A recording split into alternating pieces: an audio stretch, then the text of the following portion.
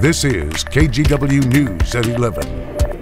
Welcome to the KGW News at 11. I'm Morgan Romero. New research shows around 1/3 of COVID survivors deal with symptoms months after getting the virus. Some of those long haulers, as they're called in Oregon, are pleading with people to protect themselves so COVID doesn't wreak the same havoc on their lives. You don't want this. I met Donna Parzik in the spring after she got COVID. The symptoms are extremely scary. Nearly half a year later, she's still dealing with those symptoms. I still am having debilitating side effects. She struggles to breathe, has nerve damage in her hand, and feels wiped out. So I might have a couple of good days, but then I'm down for a bit. It's just really hard to, on a daily basis, go back to living how I used to. How she used to before long COVID changed her life. It's hugely depressing. I definitely feel depressed. I just want to feel better. I feel very defeated. Beth Belknap, a single mom of 3, got COVID for the second time in November. I haven't bounced back. She's now one of thousands of Oregonians who's become a long hauler. I can't be the mom that I want to be. I have to be very careful with what I do. I'm over that short-term part, where you feel like you're going to die. But my whole world has changed, and I don't know when or if I'm ever going to get that back. Beth and Donna don't want anyone else to suffer like they are. And I wouldn't wish this on my worst enemy. But they know more people will, as Oregon's COVID cases and hospitalizations climb to record highs. And it scares me about what is going to happen to them. And vaccination rates stall out. That's why I actually contacted you again, because it's just such a sad, sad shame that these vaccines are out there so easily accessible, and people are still choosing, to be put on ventilators. The best way to protect yourself and those around you from this virus is by getting vaccinated. 70% of Oregonians over 18 have at least one shot, meaning hundreds of thousands still aren't protected. And it frustrates me that, there's people holding us back to move forward. Nervous about the vaccines at first, both Donna and Beth got theirs. It's the only way out. That's how we got out of smallpox. That's how we've gotten out of measles. If you haven't been vaccinated, you need to get vaccinated. Yeah, strong message from those girls. The FDA says people with compromised immune systems can now get an extra dose of Pfizer or Moderna vaccine.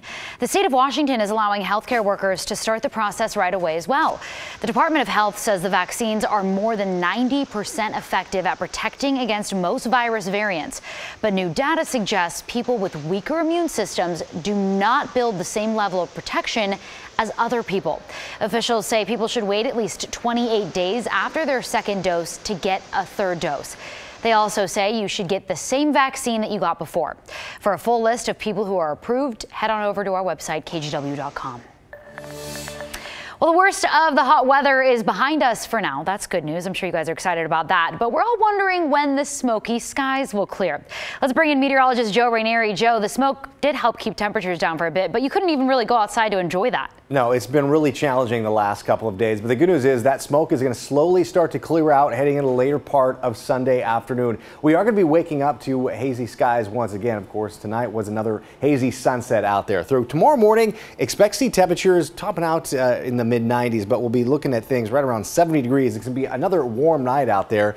By the early part of the afternoon, we'll be seeing a temperature of 81 degrees. And the smoke is going to take a little bit to thin out, but once it does, that sunshine is going to pop, and we'll finally see some cleaner air, because it's been pretty bad here the last couple of days, of course. So as we look at the smoke forecast, we're already starting to see some light smoke out there. It was pretty thick here all day yesterday and a little bit into the early part of this afternoon. But as we go throughout tomorrow morning, you can kind of see along the coast where you saw some hazy conditions at times.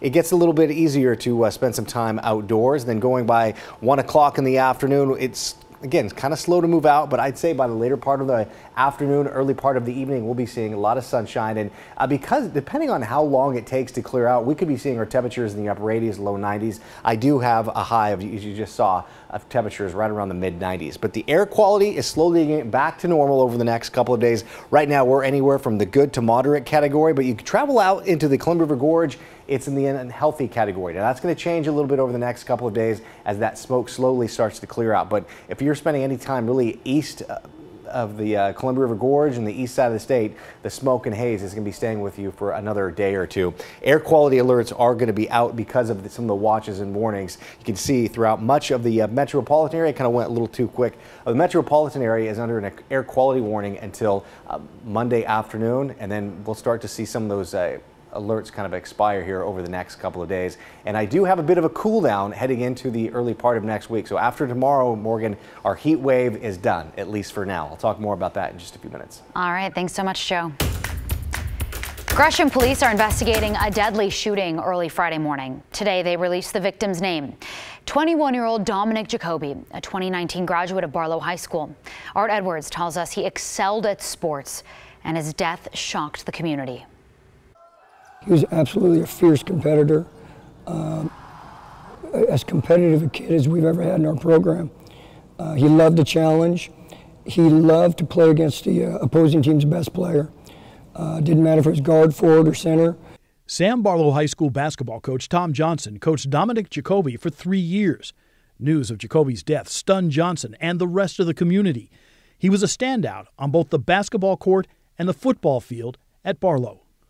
I don't think there's anybody that ever played with him that wouldn't say that he supported them wholeheartedly. People visited a memorial left at the scene of the shooting, sharing memories of the 2019 graduate of Sam Barlow High. Gresham police say the shooting happened at about 4 Friday morning. At this point, they've released no details about the shooting or other people who may have been involved. It is a crushing blow to those who knew Jacoby. For me personally, I loved him. I went back through his text messages yesterday, and he ended every text message he ever sent me with, "I love you, Coach." And that means a whole lot to me. Now, family and friends are trying to make sense of what happened to the 21-year-old and look to Gresham police for answers. Art Edwards, KGW News. Just devastating, huge loss for that community. Our hearts go out to his friends and family.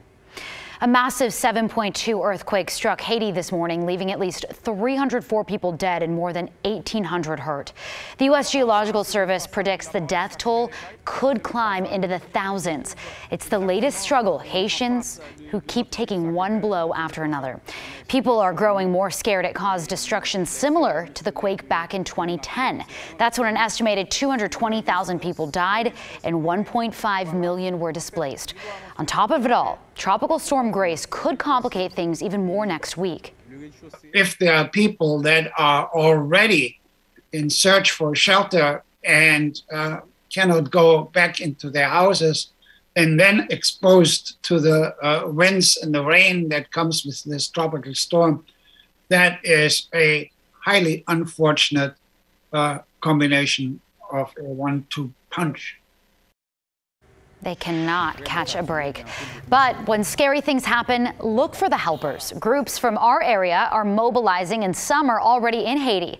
Kara Buck with Portland-based Mercy Corps now lives about 80 miles from the country's capital of Port-au-Prince. She's helping guide her team of 19 close to the epicenter before more help arrives next week.